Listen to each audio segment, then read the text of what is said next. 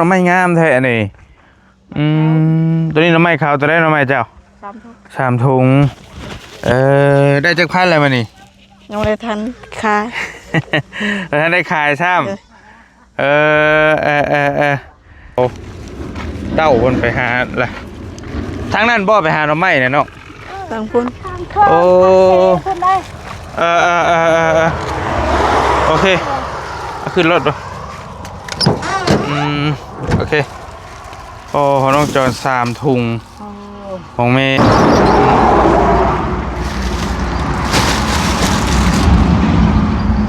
เอาให้จะว่าบ่มีข้าวเอาข้าวเจ้าเด้อแต่ว่าเป็นข้าวเจ้าเด้อไปหุงเอาข้าวเจ้าก็กินเอาข้าวให้แล้วก็เด้อเดี๋ยวอาจจะไปเพื่อนเจ้าอยู่ไปเบิ่งเพื่อนเจ้าอยู่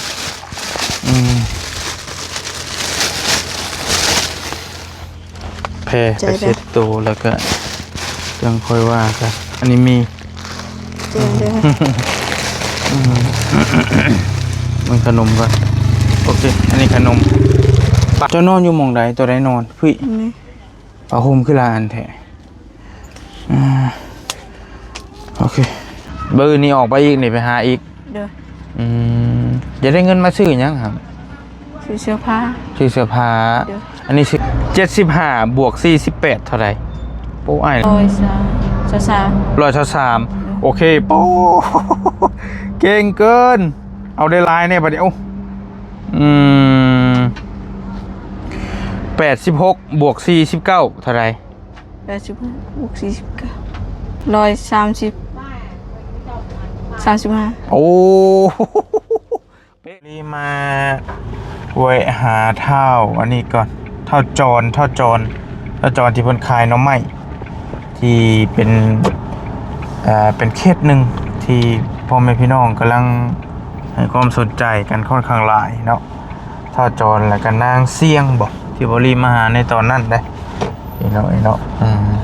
ในช่องหลักปารีมาหาคนติดตามคนเบิ่งคลิปน้องเป็นแสนพี่น้องเนาะทางคลิปท่าโจรเพิ่นพี่น้องไลน์เองพอสมควรเพิ่นอยู่เฮือนเก่าๆแล้วก็ทางพ่อแม่พี่น้องไปเฮ็ดเวียกเบิดทั้งแพรทั้งพี่ทั้งน้องทั้งเอียงน้องเพิ่นคือรู้สึกว่าอยู่ผู้เดียวนี่แหละได้ถ้าสิยังบ่มาแนวใดไปเบิ่งก่อน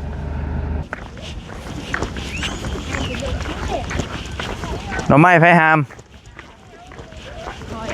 ของเจ้ากับของไผหาสบายดีลูกบ่ได้เห็นกันแต่โดดโอ้หน่อไม้งามแท้นี่ตัวนี้หน่อไม้ขาวตัวได้หน่อไม้เจ้า3 ถุงได้จักพันอะไรมานี่ยังไม่ได้ทันขายท่านได้ขายซ้ำราคาซ้ำเก่าบ่ฮูมกันทำไมเขาฮะถุง30บ่ของเจ้าซ้ำเก่าบ่ลูกเด้อ30คือเก่าอยู่เพื่อนกับไผนี่อยู่คนเดียวเจ้าเด้อแม่ยังบ่ทันได้มาเด้อกินข้าวกับยังมื้อนี่ยังบ่ทันไปกินบ่ทันได้กินข้าวก็ให้ถามบ่กินนี่โอ้ยเมาแดดแล้วก็ได้แดดแห้งอีหลีแต่ฝนก็สิมาพี่น้องห้องไผตัวนี้มาขายแม่เฮาสิซื้อน้ำมาขายสิซื้อน้ำของแม่เบิดแล้วเขาไม่เท่าป่ะอุ้ยงามดิงามไม่ดีงามไม่ดีหรอโอ้ข้าวเก็ดหนูมีข้าว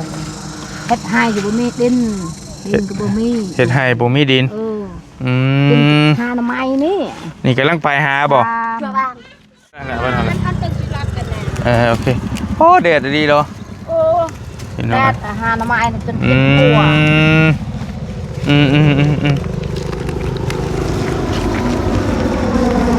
ห่านดึกมอเตอร์เซโนเอาแหละเสื้อไอ้เอาให้เห็นบ่นี่โดยกันยังว่า ก็ว่าดึกมอเตอร์ว่ะเอาดิเอาเสื้อให้โอ้สาวเต้าวนไปหาล่ะทางนั้นบ่ไปหาหน่อไม้น่ะเนาะ บางพุ่น โอ้ คนได้ โอเคเอาขึ้นรถดูโอเคโอ้ของน้องจอน3 ถุง โอ้ ของเมย์ ขอบใจ 4 ถุง สี่ถอยลูกเอ้ย เท่าได้ฮะ4 ถุงของเจ้า เส้นช้า ดีเส้นเช้า แสนซ่า พอน้ำลูก โอเค เข้าทาน โอเคบ่เป็นหยัง โอ้ 100,000เอาเดี๋ยวเขาสิหาเงินน้อยให้อีก เออขอบใจ แบบนี้ ลูกเอ้ย แป๊บหนึง120,000เอาไป20,000ให้ก่อนโอเคนี่20,000โอเค เออ 120,000ประมาณ200กำลังข่าวแล้วพี่น้องน้ำไหม ข้าวห้ามกิน มานี่เมย์มานี่ก่อนรถกระลาย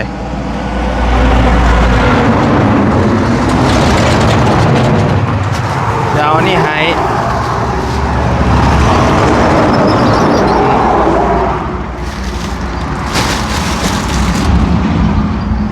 เอาให้จะว่าบ่มีข้าวเอา โอ้บ่มี ข้าวเจ้าเด้อแต่ว่าเป็นข้าวเจ้าเด้อไปหุงเอา เจ้าก็กินลูกเอ้ย ข้าวเจ้าก็กินโอเคแค่นางหาละไม้ดูสู้เข้าว่าจะเอ็ดให้จะเอ็ดชวนจะบ่มีดินเห็นมาอยู่อยู่บ้านเขาบ่เป็นบ้านเฮาไ แม่อยู่กับไผฮะ อยู่กับลูกครัวมาแต่ว่าบ่มีดินอยู่เห็น อยู่กับลูกผัว ลูกก็ได้ลูกก็ได้มาลูกละบ่หากินบ่ได้บ่มีสมองเห็น บ่มีสมอง หารับจ้างนำข้าวกับยานเขาคน คนชงชนะ โอเคไปได้แล้วอยู่ดีมีแห้งเอาพี่น้องโอเคผู้นี้น้องจะบ่ โอ้ไม่ ลูกจะบ่ ลูกคนอื่น ลูกคนอื่นนะเฮ้ยให้มาขนมอ่ะ ใจ ลูกคนอื่น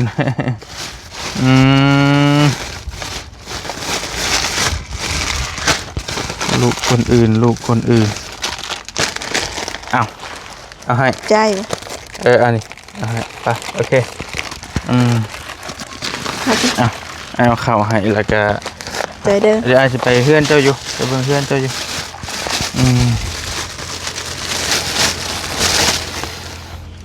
แพร่ไปเช็ดตัวแล้วก็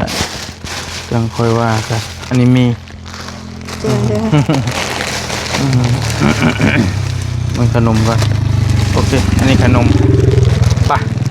ไปเฮือนเจ้าก่อนเดี๋ยวเงินนี่เดี๋ยวอาจจะให้นั่นแหละเงินค่าดอกไม้เจ้าโอเค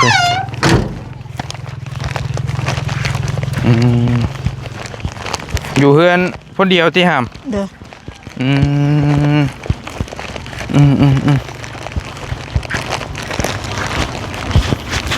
ไม่ขายน้องคนก็ได้เดี๋ยวน้องไปเนาะ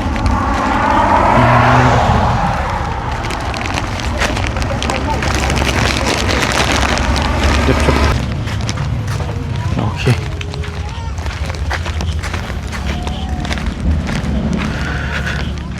ไปขึ้นได้บ่ค่อยๆขึ้นอันนี้คือเฮือนเท่าโจรเพิ่นเดี๋ยวน้องไอ้เนาะอันนั้นเลยเฮือนนางเชียงเบิ่งไอ้ขึ้นนี่โอ้ฮ้อนแท้ฮ้อนว่าสิน้องเอ้ยแดดก็ได้เอ้ยเฮือนหลังน้อยๆเลยเฮือนน้องมันก็จะติดกันเก็บก่อนก็ได้เสื้อผ้าหน้าเพ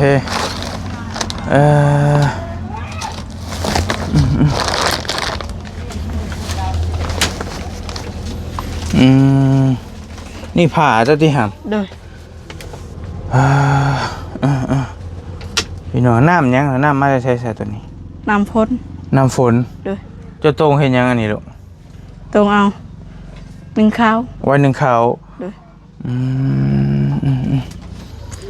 เจ้านอนอยู่หม่องใดตัวใดนอนพี่ นี่ ผ้าห่มคือลาอันแท้โอเคผ้าห่มขาดหมอนขาดไว้ในห้องนอนเพิ่นก็ได้พี่น้องไอ้เนาะแม่พ่อแม่เจ้ายังบ่ได้มาอยู่ที่หาม เด้อ พี่จะยำมาพี่ก็ได้ยำมาพี่มันอยากแดดส่องเลยนะโอเค อืมน้ำได้ผลมามือได้ผลมาบัดนี้ อายเฮาไปอยู่พุ่น อาจจะไปอยู่พุ่น ไปอยู่แม่ ไปอยู่น้ำแม่ เขาจะกลับบ่ มือได้กลับ บู บ่ฮู้คือกันอยู่โรงงานนี่บ่ โดยอยู่พุ่น บ่แม่นโรงงานมันต้นนี่บ่แม่นบ่ บ่แม่ อืมไกลเติบใช่ความหมายว่าใช่เดนผู้บ่จักบ่ใช่เดนเวียดเพิ่นบ่ครับบ่จักอีกเจ้ากะ ไป อันหม่องแม่เจ้าชื่อเจ้าอยู่ ฮู้อยู่พุ่นงานบารลัวนะ โอ้เลยบ้านดุงไปพูดดีกว่า โดย เข่าไอ้หายยังบ่ ยัง โอ้ยังจักสอบฮะ ยังซ้อม ยัง2 สอบบอลลี่เคยเอาเข่ามาให้น้องเพิ่น20 โลยังสอบปลายตัวนี้แก้แล้วบ่ แกแล้ว แก้แล้วตัวนี้ เด้อ แต่ตัวนี้เป็นข้าวเจ้าเด้อหามเด้อ เด้อ นี่ข้าวเจ้าเจ้าหุงเอาตัวน่ะ เด้อ อันยังบ่ทันได้ขายจักพันมื้อนี่ติ เด้อ หน่อไม้กับโพดโพไปหาแต่จักโมงหา 6 โมง ไปหาแต่6 โมงเช้า เด้อ มันจะมาหอยขายจักโมงนี่ประมาณได้บ่เที่ยง 10 โมง ประมาณ10 โมงนี้ เด้อ โทรแล้วก็ชื่อว่ายังดุมันคือเก่าเนาะเมื่อกี้นี่เห็นเห็นแต่ขึ้นตัวโกงไม้ขึ้นไปยัง เอามันกระทิน เอามากระทิน เด้อ เอามากระเสกเอามากินกันยังไง เติมแจว เดี๋ยวมาจำแจว เด้อ โอ้ยบ่มีน่ากินบ่เบิดแล้วบ่น่ากิน วันแรก อ้าวพี่น้องเอ้ยเดี๋ยวมาจำแจวกินกับข้าวข้าวบ่ทันกิน เด้อ เละต้มมีหันกินเด้อบ่ได้ทหารเด้อต้มไว้หันกิน เด้อ เอามาฝากน้องๆเพิ่นโอ้ยก็แบบบืนไปหาอีก เด้อ มื้อวานนี่ขายบ่วานนี่ บ่ คือบ่ขายวานนี่ เขาอยากซื้อ เขาบ่อยากซื้อ เด้อ บ่ความหมายว่าเจ้าไปหามาขายอยู่หน่อไม้นะเจ้าไปมาห้อยขายอยู่ เด้อ แต่ขายบ่ได้จักพันเลย เด้อ ปาดโธ่เดี๋ยวเจ้าเฮ็ดได้บัดนี้หน่อไม้เรือนะ ขายต่อไป ขายต่อไปหน่อไม้อันที่ชื่อนี่บ่ เด้อ แต่ว่านี่ เด้อ ปาดโธ่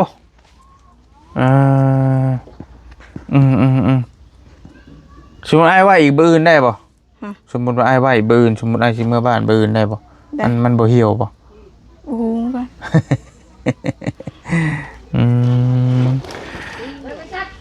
ขายเนี่ยแท้ยากกว่าเด้พี่น้องเอาไม้นี่ก็ได้ขายแต่ว่านนี่ยังบ่ได้ขายอยู่ก็บ่โพดละบ่พี่น้องอันน่ะแล้ววันนี้แหละเงินทองเจ้ายังพอได้ใช้มีอยู่บ่เงิน มีอยู่ มีจักพัน 200,000 มี200,000เงินมาจะใช้ฮะ เงินขายละไม้ เงินขายหน่อไม้ เด้อ ขายหน่อไม้เก็บไว้ขายคู่มือแม่นบ่เจ้านะครับ เด้อ คู่มือเลยเด้อพี่น้องเอ้ยน้องเพิ่นถือว่าโอเคอยู่นางเชียงไปใช้มานี่ ไปสอน ไปสอนแล้ว เด้อ เพิ่นก็ดุตลอดมื้อใดฝนตกนี่ บ่ฮู้ บ่ฮู้เอาเจ้าตกน้ำฝนแต่มื้อใด มึงมันพูด มื้อวันพุธ เด้อ มื้อวันหยังมื้อนี้1 2 3ประหัสมื้อนี้เนาะวันพุธก็ว่านี่ตะ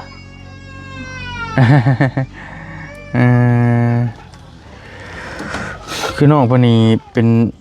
คนที่เก่งเรื่องเลขค่อนข้างฉลาดเฉลียวบริถามเคยถามน้องเพิ่นไปหลายเทื่อแล้วไวบวกเลขลบเลขไวปับเก่งพอสมควรอยู่ผลตกในเปียกไปแล้วนี่เนาะหำเนาะ เด้อ บ่เป็นจะเอาบ่แล้ว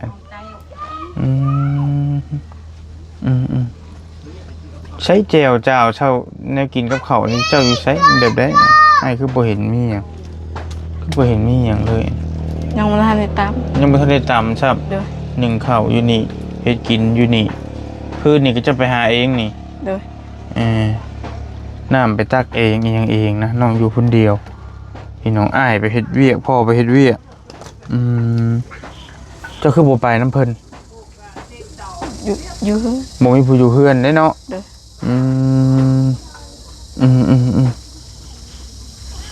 เกินไปแล้วก็แล้วจ้อย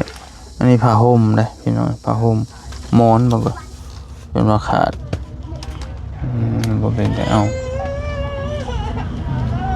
ขู่ถังกะละมังนี่แหละให้จนลอกแหลกว่าแหละอันนั้นก็ได้อันนี้น้ำกินเจ้าเนาะ เด้อ กินไปกระตุกไปเดียวก็น้องป๊อปเพิ่นนั่นแหละพี่น้องอันนี้ก็ได้น้องเพิ่นกินอยู่ในนี้เลยยาวๆเลย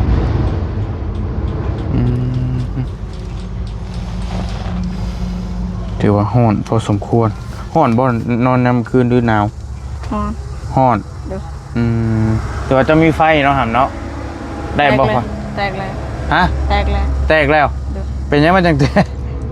โอ้โห มันช็อตบ่ เขาเปิดนี่เขาไปอาบน้ำเมื่ออาบน้ำมันดับหนึ่ง เอ้าสร้างว่าอันแต่ความหมายว่าไฟยังได้อยู่บ่สมมุตินี่พัดลมเปิดได้บ่ ได้ ได้อยู่แต่ว่าดอกไฟนี่แตกนี่ เด้อ นี่พี่น้องเอ้ยขาดแล้วดอกไฟน้องเพิ่นปานบ่ว่าละตัวจื้ออ้ายอยู่แล้ววะแล้วจ่อยเฮาบ่จื้อกันบาด ลืม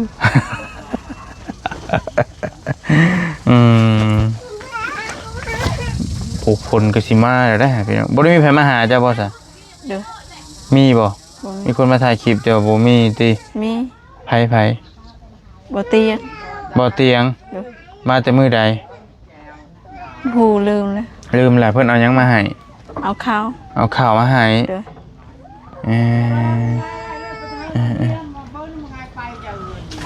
หึมมาแล้วฝนก็ได้ทั้งแดดทั้งฝนแล้วบัดนี้พี่น้องเอ้ยดินเจ้าอยู่ดินเจ้าเองเหรอวะครับมองเจ้าอยู่นี่ดินไผเจ้าอยู่นี่ ดินแม่ ดินแม่เจ้า แม่ ดินแม่เฒ่าบ่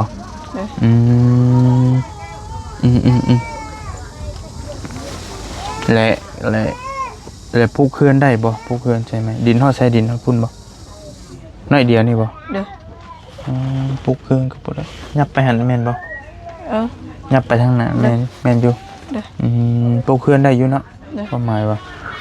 เพื่อเตะภาคๆแล้วน้องให้ก็ได้พี่น้องเอ้ย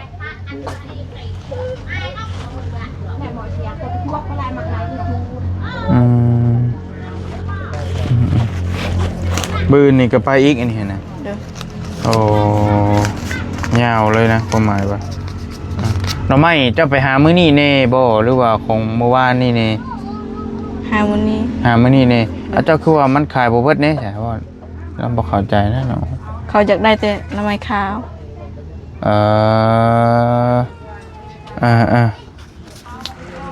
บ่แล้วถามมื้อวานนี่เจ้าว่ามันเหลือแม่นบ่ เด้อ แล้วเจ้าต้มกินบ่ เด้อ แล้วชวนลายน้องไม้ดำคือเจ้านะเขาบ่เอา เด้อ จะได้ข่าวคือของไม่ตู้กินนี้ เด้อ ข่าวมันหายากแล้วบัดนี้เนาะ เด้อ บอลลี่หา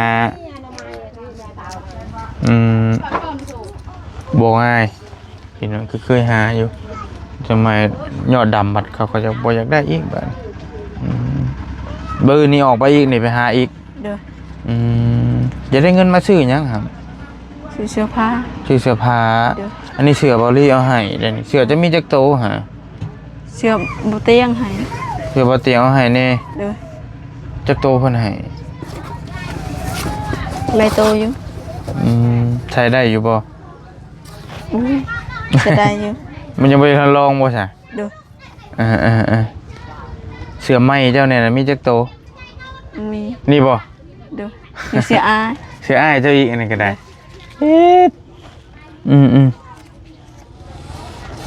จะได้เสื้อผ้า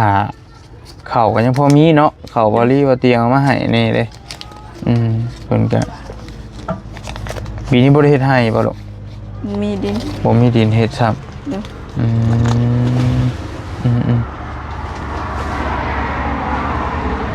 อยู่ผู้เดียวบัดนี้มือ ได้แล้วพ่อแม่สิมาก็ได้ดิเธอน้องตโอเคจิตใจค่าน้องใหม่จักค่ะจะได้น้องใหม่ค่าน้องใหม่จ้ะครับ 90,000เก่งแท้เลยกันโบกเลยปับเลย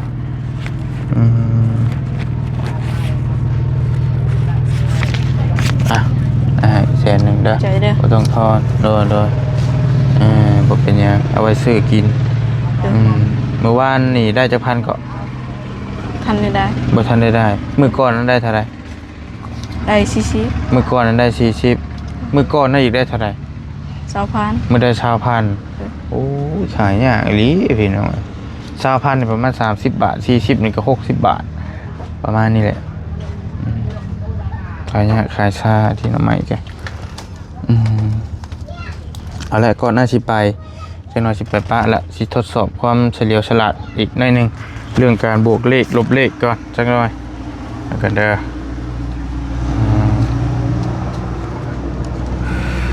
23บวก17เท่าไหร่ครับ23บวก17บวกแม่น23บวก17 40 โอเคถูกต้องไว้ดีเลยน้องเพิ่น13บวก15เท่าใด 38 บ่แม่น13บวก15 28 ถูกต้อง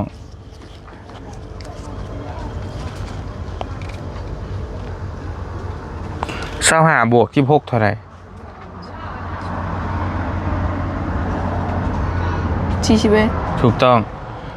เอาลายก้อนบาทนี่ลายเลยบ่ลองเบิ่งสิได้อยู่68บวก46เท่าใดลายได้มั้ย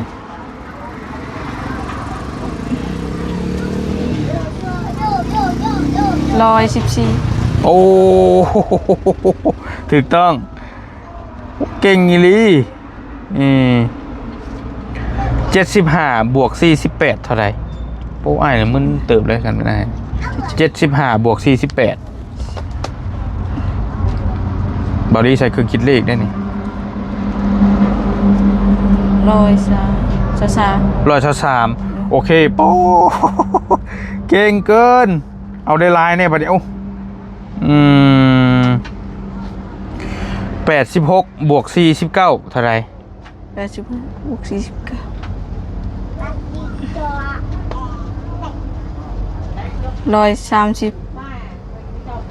35 โอ้ เป๊ะเลยนี่พี่น้องเห็นบ่บอลี่ใส่เครื่องคิดเลขได้น้องเพิ่นได้เฮ้ยคือเก่งแท้เบิ่งเอามาอีกเอาแบบหลายๆนะบัดนี้เติมขึ้นอีก115บวก75เท่าใด180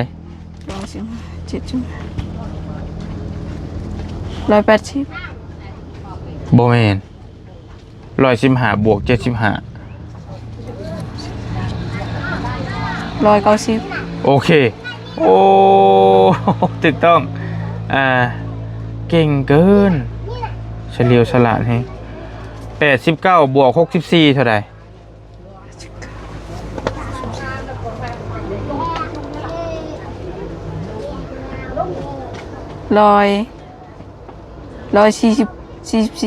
บ่แม่น89บวก64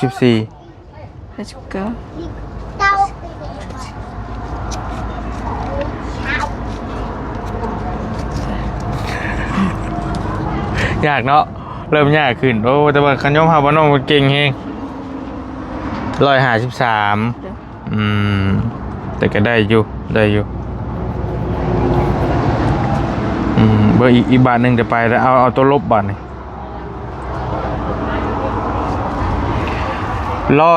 170ลบออก56เหลือเท่าไหร่170ลบออก56 114โอเคโอ้ถูกต้องเลยนี่พี่น้องเป๊ะเลยนะน้องคนปูเก่งเฮงเอาแน่นๆเด้ออยู่ดีมีเฮงได้หามได้ดูมันขยันเพียรเดี๋ยวอ้ายสินั่นเดี๋ยวเราจังคันมีโอกาสก็สิมายามใหม่เด้อฝนก็มาแล้วคึมๆมาแล้วโอ้ยมาดูสิถล่มแต่เปียกบ่แถวนี้บ้านคันมันตกนี่ เด้อ อ๋อโอ้โหเนี่ยสิว่าคือกันอยู่ดีมีแห้งสวัสดีเด้อ ดีแม่งเด้อ โดยขอบใจหลาย จ้ะ ๆพี่น้องเพนนั่งก็คือแต่จากได้พี่น้องเก็บเครื่องเก็บของก็ดีแล้วฝนมาแล้วไอ้เบิ่งทรงแล้วบ่แม่นของค่อยแล้วโอ้คึมมาเลยพี่น้องเอ้ยโอ้